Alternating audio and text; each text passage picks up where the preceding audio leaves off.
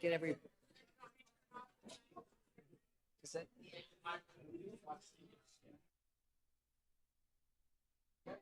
Oh, you have control of this too? 446. Are you keeping time, Garland, on this? You asked what time it is. Okay. I didn't know if you wanted, because we were supposed to start at 4:45. So we will get started. Okay. I thought you were keeping me on track. You just I asked know. what time I it know. is. So they couldn't have my. You did? There you go.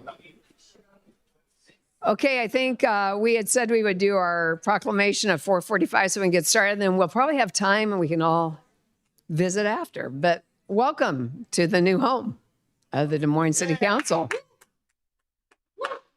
Yeah. And we're also getting to celebrate a very important month, the Black History Month.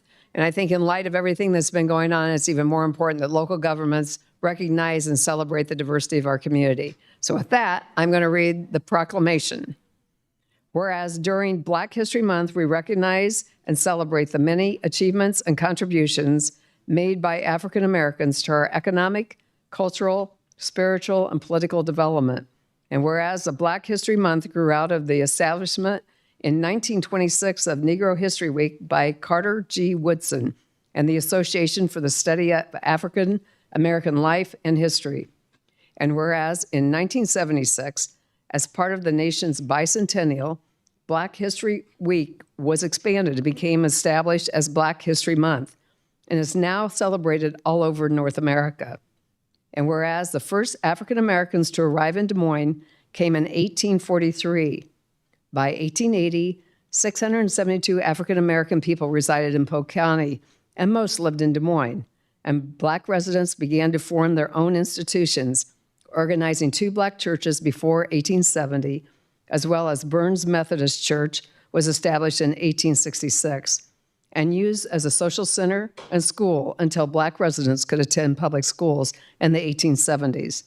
And whereas the National Bar Association, the oldest and largest national network of predominantly African American attorneys and judges, was co-founded in 1925 by Gertrude Rush, Iowa's first African American female attorney.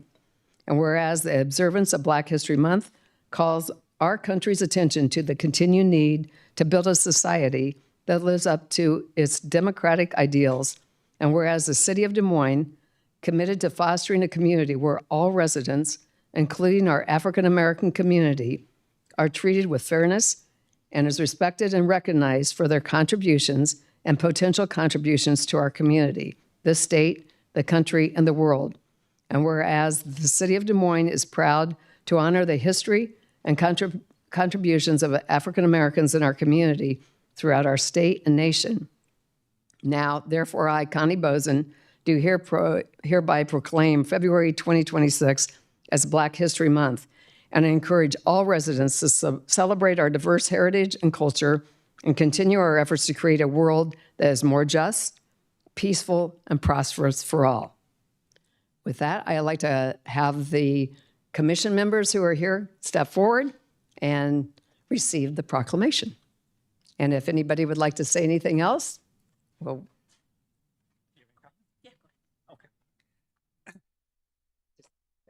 Okay. My name's Nate. I'm with the Des Moines Civil and Human Rights Commission.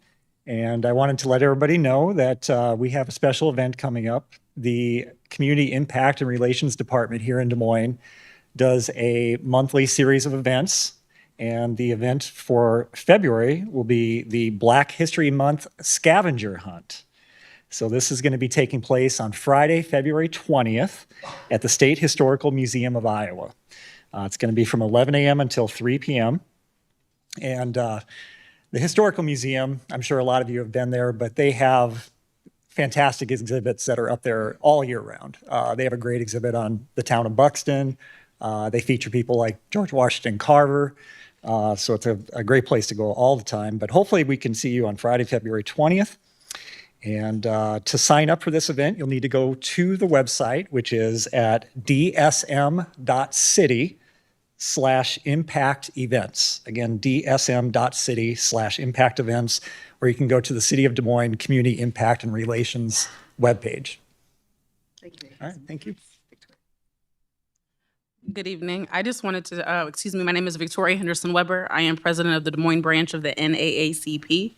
I, on behalf of the Black residents of Des Moines, want to thank the city of Des Moines for continuing to do what is in these times the hard thing for many people. I know that it is not the hard thing for us, and I greatly appreciate it.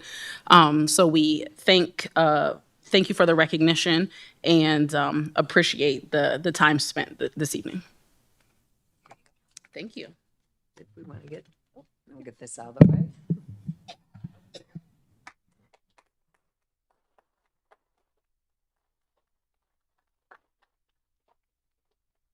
And the next thing,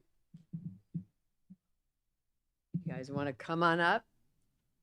We have, we're very fortunate to have such a good partnership with Polk County and Prairie Meadows. And they bring checks to us, which we really like because it's really a very large amount. And as we feel more pressures all the time for financial issues, this has been a really tremendous opportunity for us to fill the void that was created by some of the property tax bills, I'll just say. So again, anybody would like to say anything? Right, or Matt? Whoever would like to come, we're having a shuffle around. Thank you. Thank you, Mayor. I'm Brian O'Relko, President and CEO of Prairie Meadows, and we just want to say thank you. Thank you on behalf of our employees. I'm here today with Julie Stewart, our Chief Operating Officer. Thank you on behalf of our customers. We have a wonderful relationship with Polk County, and through our work together, through our hard work of our employees and the generosity of our customers, we appreciate the ability to help in any way we can. So thank you for that opportunity. I'm Matt McCoy with the Board of Supervisors, and with me Supervisor Conley to my right, and then Supervisor Altringer. And we have a really unique position with the City of Des Moines, and we've enjoyed our long-lasting relationship as it relates to how city and county governments work together. And so through this programming, we can provide funding for a lot of initiatives that otherwise wouldn't get done. And I think that's the great relationship we've enjoyed with Prairie Meadows over all these years, from the standpoint of being able to work together to improve the community and do quality of life initiatives that otherwise would be hard to achieve. So it's a great relationship, and we're here to celebrate that today. And obviously the funding is vital, but the relationship is more important. So thank you.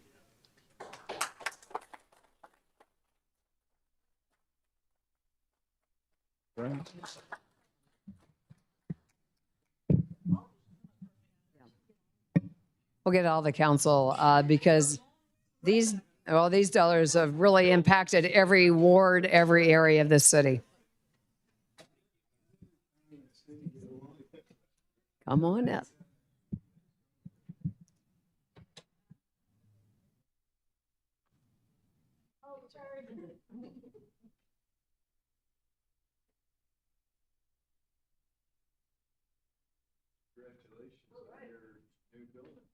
Thank you. This is a topping to a wonderful grand opening and ribbon cutting is this check. So thank you.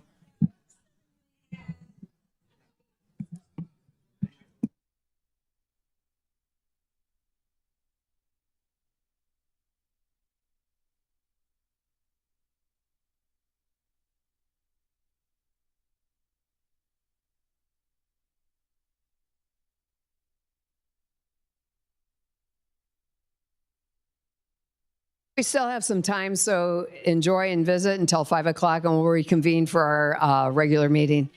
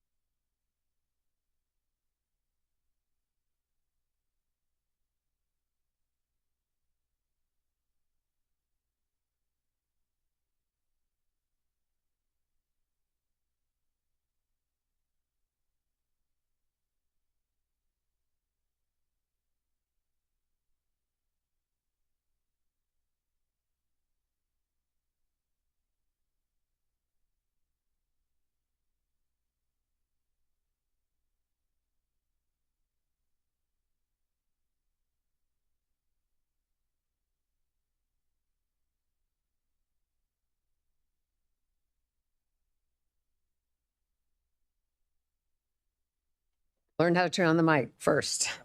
I'd like to call the February 9th, 2026 Des Moines City Council meeting to order. Please take the roll. Boson, Here. Simonson, Here. Voss, Here.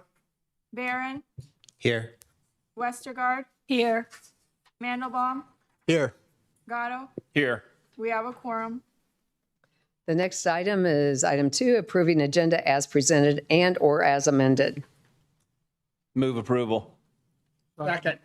It's been moved and seconded. Please vote.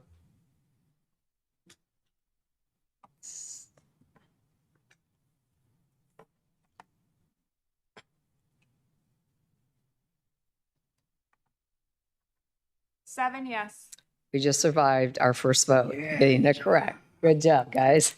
The next item is number 3, approving the consent agenda, items 3 through 42. These are routine items and will be enacted by one roll call vote without separate discussions unless pursuant to council rules, council requests an item be removed to be considered separately. And for tonight, 4A and 4B, Gatto is abstaining. Items 6 and 7, Voss votes no. 9C, Barron would like to speak. 11, Gatto is abstaining. 24, Mandelbaum would like to speak. And 26, Mandelbaum would like to speak. Move approval, Your Honor. Second. It's been moved and seconded. Please vote.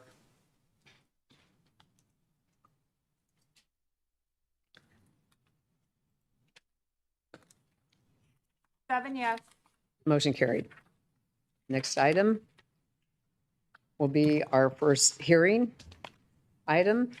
It's on request from Greater Des Moines Habitat for Humanity, Inc., Ryan Doyle, officer for 2 parcels in the vicinity of 1530 Arlington Avenue, to rezone the property from N5 Neighborhood District to N5-2 Neighborhood District to allow subdivision of the property for construction of 3 two-household buildings with a total of 6 residential dwelling units.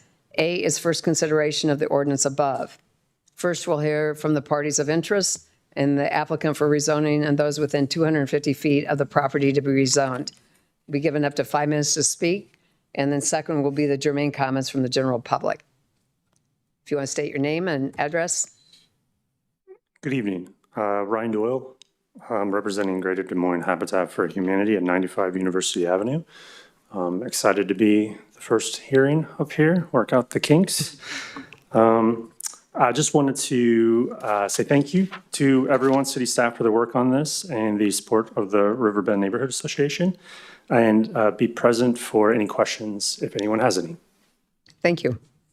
Is anyone else wishing to speak? If not, any discussion? Question? So Ryan, these will be, sometimes they're referred to as bi-attached, so each duplex would have a separate owner, is that correct? That's correct. It's a total of 6 for-sale units in what we call bi-attached configuration. So 3 total structures, but all for sale. Correct. Thank you.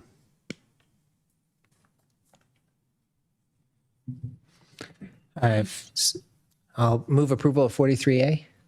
Okay. It's been moved and seconded. Please vote.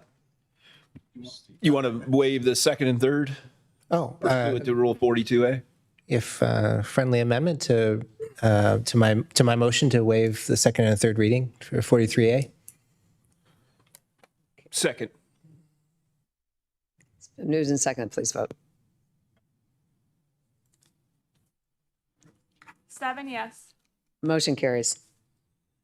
The next item is 44 on 2026 mid-block pedestrian signal improvements, resolution approving plans, specifications, form of contract documents, engineer's estimate, and receive and file bids, and designating lowest responsible bidder as Iowa Signal, Inc. Wayne Leslie, president, for $525,801.41. Council communication number 26-038. A is approving the contract and bond. General public may comment only onto the plans, specifications, form of documents, engineer's estimate, or low bidder designation. And those are the only comments. 2 minutes per person. Anyone wishing to speak? I see none, Your Honor. I'll move 44 and 44A. Second. Been moved and seconded. Please vote.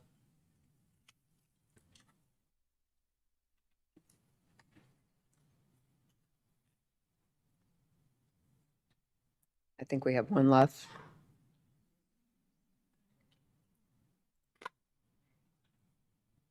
Seven yes. Motion carries in the end of our hearings. 5:05.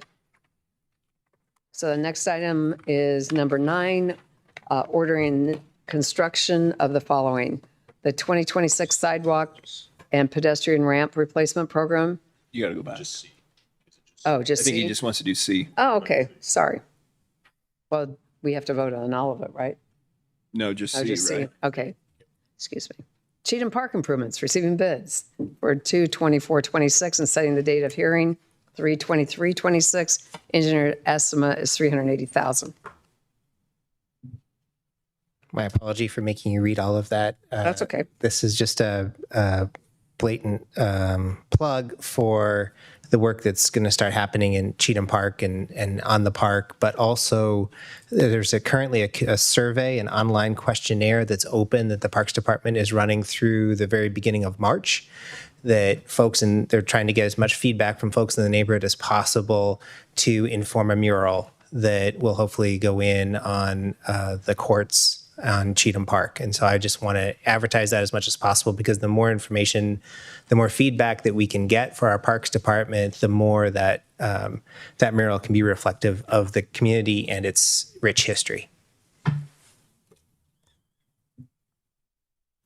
So do you want to move? I will move approval of 9C. Second. It's been moved and seconded. Please vote. Motion carries. Next item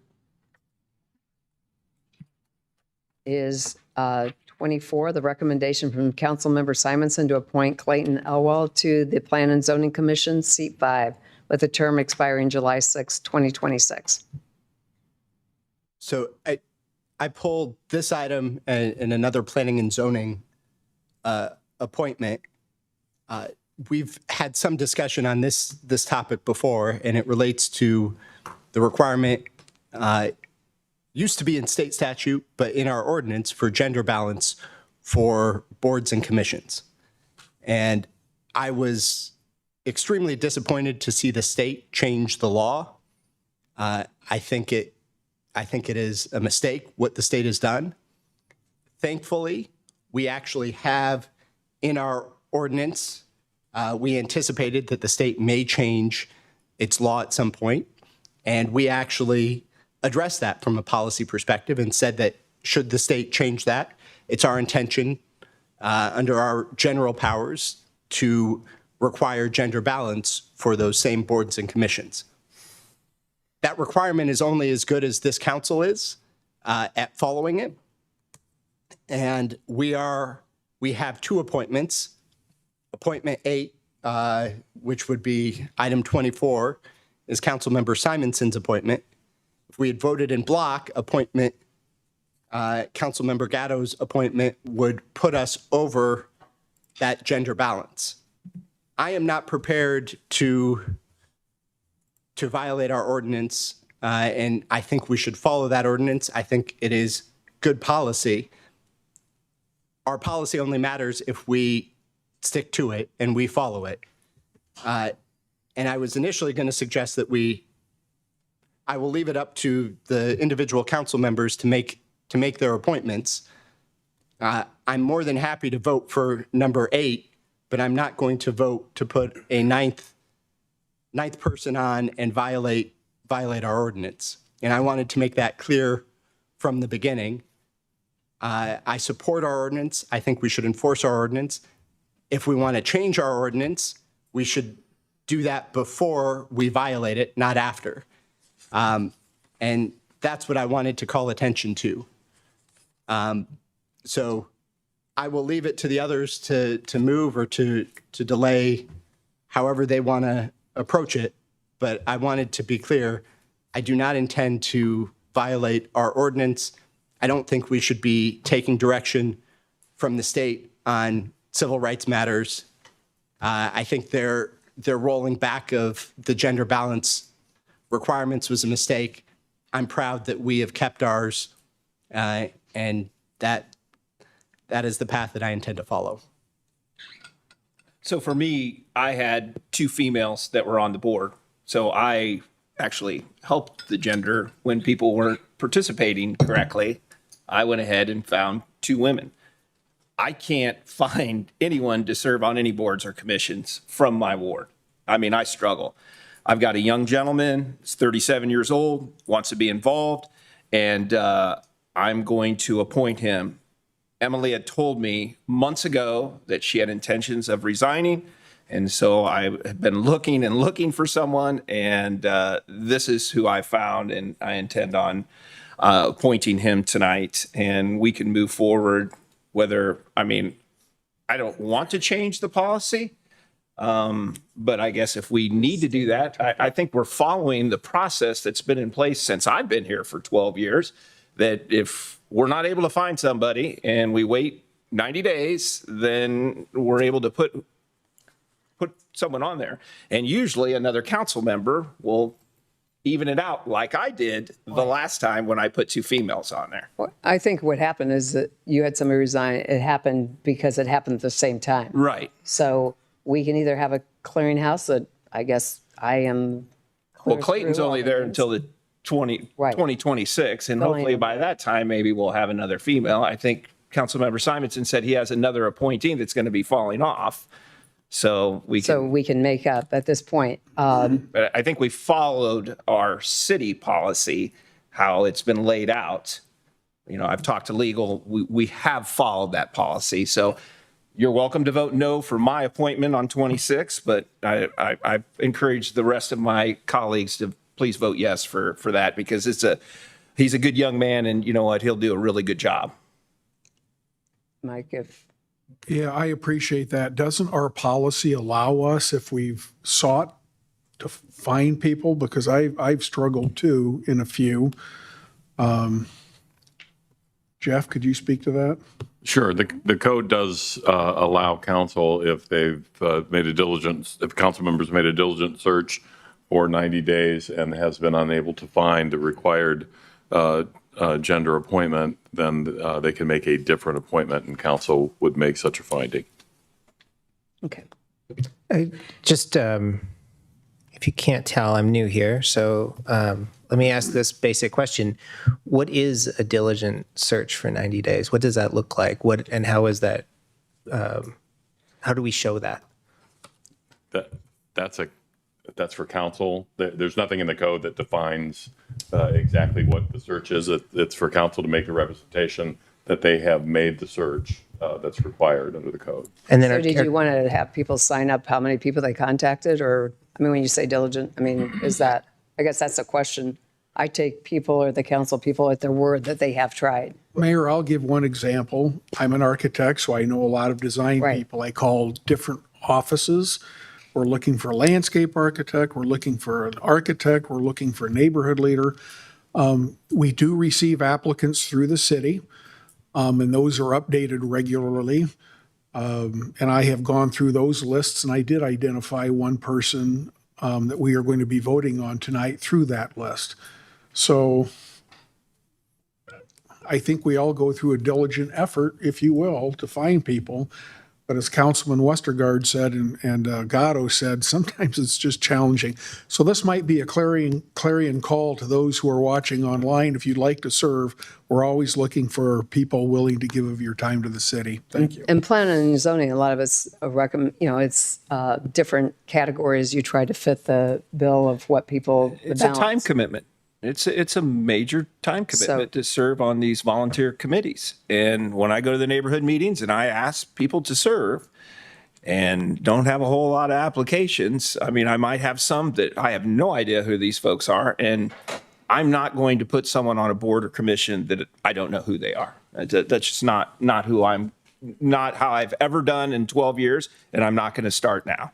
So, I'm going to leave my appointment recommendation, and we can go forward as we've gone forward in the past. So at this point, do you want to? It's your. But We can have more conversation, but I think these people have already got people to do it. They've tried. And if we want to change the policy, we can change the policy. If we don't, then we can have a clearinghouse. Whoever wants to appoint somebody, maybe it comes to me and then I'll clear out and say where there's a balance or not a balance. And we can say yay, nay. if we would- Mayor, I'd like to move number 24. Yeah, and I'll second. Okay. With that, it's been moved and seconded. Please vote. Seven yes. Motion carries. The next item, Move item 26. 26. Let me read. I pulled it. Oh, oh, okay, go ahead. I think the mayor needs to read it. Yes. Recommendation from Councilmember Gatto to appoint Dominic Anania to the Plan and Zoning Commission, seat 15, with a term expiring July 3rd, 2028. So I wanted to address the question about diligent search and what this means. And we have a lot of boards and commissions, some of which have very prescriptive requirements, right? So sometimes we require a landscape architect. That severely limits the number of people eligible to serve. Urban Design Review Board is an example. Our Building Codes Board has very specific professional requirements. And that makes it much harder to find someone to serve. Certainly, I mean, even in a ward, in some cases, we've had members of the building commission who have not even resided in the city of Des Moines to get the applicable experience. So I get that sometimes getting the experience that we require for boards is challenging. With planning and zoning, which is I would say, the most important board and commission that we have, the one that has the most significant responsibilities, we do not have that type of set of requirements. And I understand it is hard to find in some cases, but I think from a policy perspective, it would be better if we can't meet gender balance, part of the due diligence would be to open it up to other council members. If you can't find someone in your ward to meet gender balance, we should be meeting that. I think for planning and zoning, if you are searching, you should be able to find someone to meet that requirement. There are a lot of people who are interested in serving on planning and zoning.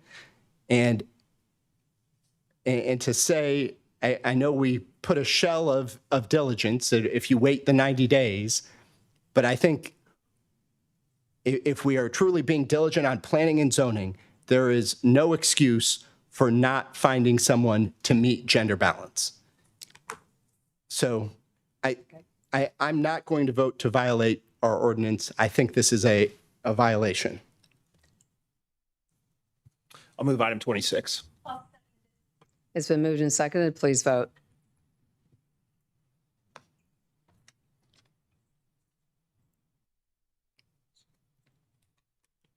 Five yes, two no. So I just want to clarify one thing from Councilmember Mandelbaum's statement.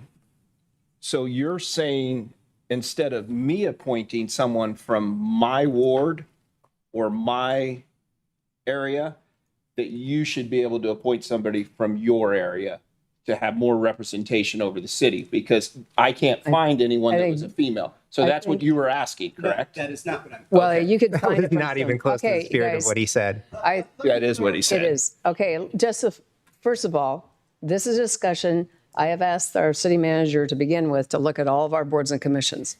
What do we need? How many do we have? What are the specifications, and update it all? And that I did over a month ago. To say, because some are larger, some you can't find people, so do you need a smaller commission because some are pretty large? So we will review all of this and determine what is the best going forward, and we will have a discussion on that, on gender balance, on term limits, on how many do we need on it, and what are the specifications. So we have a clarity to so everybody understands what is the expectation, because it is difficult at sometimes, and people find that the time constraint, they get on, it's more than they can handle, so we do have turnover. so we can have a more further conversation. Okay. And Madam Mayor, just for the record, what I was offering is I think I could find a woman who is interested in serving in planning and zoning in your ward. Oh, okay. And provide you Okay, a, that's fine. provide you a name. I appreciate That's fine. Because I think there are lots of folks who are interested in serving. for sure. Okay, item 45 is amending Chapter 74 of the Municipal Code relating to Community Recreation Center building admission and rental fees. Council Communication Number 26044. A is the final consideration of the ordinance above. Waiver requested by Ben Page, Parks and Recreation Director, requires 6 votes. Real quick, Mayor. Ben, thank you for putting this on here. I know when we went through this at the end of the year, this kind of got skipped over. Charging someone 19 years and younger, we were going to charge them $1, wasn't it? And we've had discussion about that. I just felt, for me, spending a lot of time at Pioneer Columbus and using that facility as a kid, and if I had to ask my parents for $1 every time I had to walk in there, I don't think I would have used it very often. And so I'm really happy that we can waive that fee. Thank you very much for getting that done. And I don't know if anyone else has any other comments. I'll move 45 and 45A. It's been moved in second. Please vote.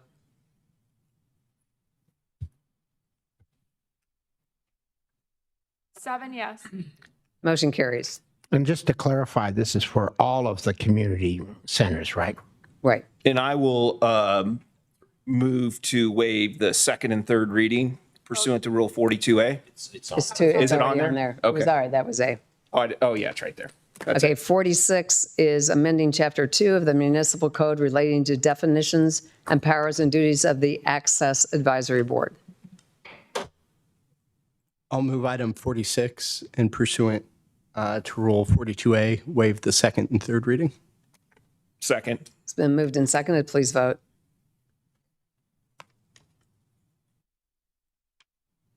Seven yes. Motion carries. The next item is the item 47, amending Chapter 114 of the Municipal Code regarding traffic regulation changes as follows. Council Communications Number 26-036. A is the traffic control modification and code corrections Indianola Avenue and Jackson Avenue. B is parking and traffic control modifications at Gray's Station, Gray's Parkway from Southwest 11th Street to Southwest 16th Street. 2 is Murphy Street from Southwest 11th Street to Southwest 16th Street. 3 is Tuttle Street from Southwest 11th Street to Southwest 16th Street. 4 is Southwest 13th Street from Tuttle Street to Gray's Parkway. 5 is Southwest 14th Street from Martin Luther King Jr. Parkway to Gray's Parkway. C is parking modifications, Clark Street from 19th Street to Martin Luther King Jr. Parkway. D is parking modifications, Carter Court. 1, East 45th Street from East Aurora Avenue to East Tawana Drive. 2 is East Tawana Drive from East 45th Street to East 46th Street. E is parking modifications, Woodbury Plat 2, 1 Walnut Ridge Drive from East 56th Street to Brookview Avenue. 2 from Woodbury Court from Walnut Ridge Drive to the dead end to the north. With that, I'll entertain a motion. Move 47, A, B, 1 through 5, C, D, 1 through 2, E, 1 through 2, and pursuant to Rule 42A, we'll waive the second and third reading for all of these. Second. It's been moved and seconded. Please vote. Seven yes. Motion carries. At this time, I'd like to recognize we have guests in our audience. Our new library director is here. Melissa McCollum is coming back home, right? I think there's a reception tomorrow, you said? At 3 o'clock at the library. So we encourage everybody to come meet her, and we want to thank you for coming back. We have a great library system, and we look forward to what you'll bring to it, and very fortunate to have you. With that, we have Motion to adjourn, Your Honor. speakers. Is there a second? Second. All in favor? Aye. Aye. This meeting's adjourned.